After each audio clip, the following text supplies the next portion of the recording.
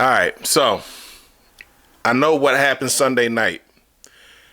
I said it was a travesty, and it hurt me deeply. And, you know, it was times like this that made me recall fond memories, you know, of when I would come home during the Bucks losing seasons, you know, and I'd, you know, go to my girl and be like, hey, babe, my team lost. And she would look at me and say, stop letting your team make you sad or dictate your mood. And I'm a new man.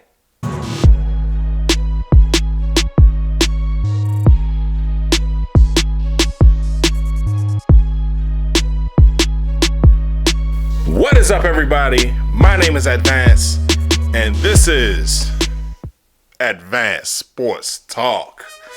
All right, so now week 12 has fully concluded. So we're going to do the primetime breakdown, starting with Thursday night football, the Buffalo Bills versus the Houston Texans. And I gotta say, this really pissed me off. So you mean to tell me that after the Bills dummied on us and scored 44 points, they turn around 4 days later and lose to the Houston Texans 23-19? They only scored 19 points against the Texans after you just scored 44. Now I understand that my defense can't stop a cold right now, and you know they seem to be up and down, but still. Really? Man, come on. Josh Allen, 24 for 34, 253 yards passing, no touchdowns, 2 interceptions. Davis Mills led Houston Texans, mind you. You want to know how good Davis Mills is? Davis Mills is so good that they had to draft C.J. Stroud while this kid was still in his second or third year. Yeah. In any case, Davis Mills, 16 for 30, 153 yards passing, 2 touchdowns. James Cook, 17 carries for 116 yards, 1 touchdown. Woody Marks. Okay, 16 carries for 74 yards. Wherever you. Hold up. Is he a rookie? Hold on. Season. Info. Nah, this got to be a second year. It's 24. All right. Now, all right. Khalil Shakur. 8 receptions for 110 yards. Christian Kirk, 5 receptions for 54 yards, 1 touchdown. Let's see who else went off. Okay, no, even stat spread for the Bills. And Russian. Yeah, even stat spread for the Texans. Nico Collins, 3 receptions for 55 yards.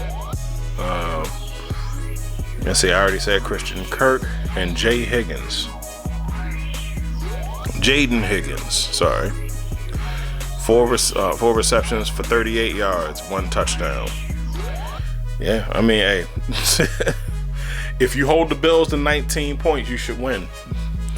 And the Texans won. All right, next. Tampa Bay Buccaneers versus the LA Rams in SoFi Stadium. I already shared my thoughts on this, but yeah, this game was terrible for the Bucs, at least. Yeah, the Rams, they played a good game. They have astounding defensive talent, and the 2 years of bad luck that I predicted that they was gonna have has already, you know, they've already passed it. So, yeah.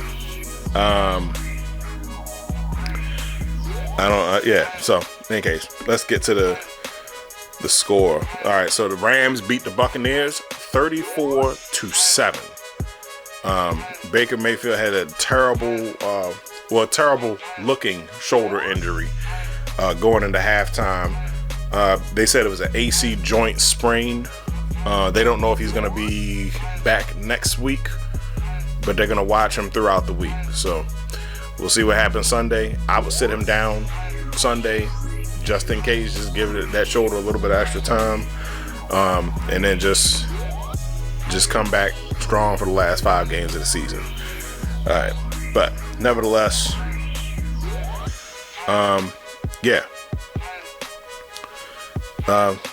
Baker Mayfield, 9 for 19, 41 yards passing, 1 touchdown, 2 interceptions.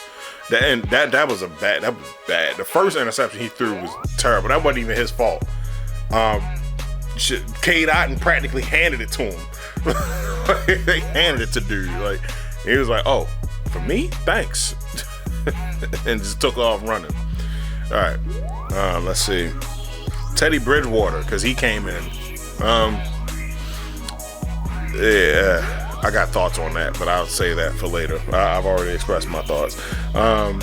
8 for 15, 62 yards. Let's see, he took 2 sacks. Baker took 2 sacks. Sean Tucker had 12 carries for 42 yards. Rashad White, 7 carries for 38 yards. Baker had some good runs too. He had 4 carries for 19 yards. Damn, Emeka Ibuka only had 3 receptions for 32 yards. Cade Otton, 21 yards. Tez Johnson, 21 yards. Sterling Shepard, 3 receptions for 12 yards. So, yeah, offense way too conservative. Kieran Williams, 12 receptions for 46 yards. Devontae Adams, 5 receptions for 62 yards and 2 touchdowns. And yeah, so I don't know what the package was or what the plan was for this game. This is something that's definitely leading me to believe that, you know, that the NFL is next on that whole FBI investigation list, because there ain't no way that you got the star receiver, Devontae Adams. I don't care what year of his season that he's in. He's still Devontae Adams. He can still do Devontae Adams shit. And they got this man, Zion McCollum, playing him in man-to-man coverage. In man coverage. And he's been getting burned the whole night. And nobody thought to say, you know what? Let me put another set of eyes on Devontae Adams. Yeah, come on now. Yeah, and even Matt Stafford said, "Well, yeah, I seen him in man-to-man coverage, so I figured it was a good matchup." Translation: I didn't think that they would be dumb enough to leave him in single coverage all night. So. He said they have no help over the top. They had the safety wasn't cheating towards him or nothing. So, yeah. Now I get it. Now you got to split the difference between Devontae Adams and Puka Nacua, but we can't act like that we haven't faced 1s and 2s before, because we faced Travis Kelce and Tyreek Hill. So, and I know one is a tight end and the other one is a receiver, and not like 2 receivers like we have now. But come on now, we know how to lock down 1s and 2s. Like, come on now. But nevertheless, that's what the results are. The results: Rams won, Bucks lost, and the state of the NFC South depended on this next game that we're about to talk about now. And that is the Carolina Panthers versus the San Francisco 49ers. The 49ers beat the Panthers 20-9. Panthers lost, keeps the Bucks in first place because we got a tiebreaker on them by half a game. Let's see. What are the standings? NFC. Yeah, they got 6 losses. We got 5 losses. So they got a bye week this week coming. So that means we got to win this week. And then we got to win next week. Damn. We just need to win out. We need to get to at least 10 wins. So, all right. But let's get back to the stat breakdown. Yeah, Bryce Young, 18 for 29, 169 yards passing, touchdown, 2 interceptions. Brock Purdy, 23 for 32, 193 yards passing, 1 touchdown, 3 interceptions. Let's see, Rico Dottle, 6 carries for 38 yards. Christian McCaffrey, 24 carries for 89 yards and 1 touchdown. He gonna show out because that's his old team.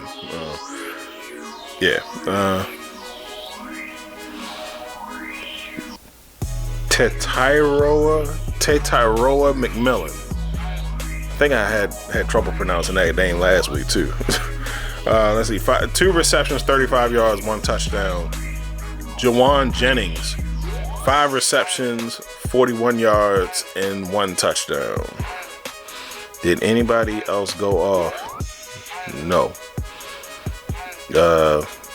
Rico Dottle had 4 receptions for 36 yards. Jalen Coker had 3 receptions for 32 yards. And Chuba Hubbard had 4 receptions for 27 yards. What happened on the... Okay.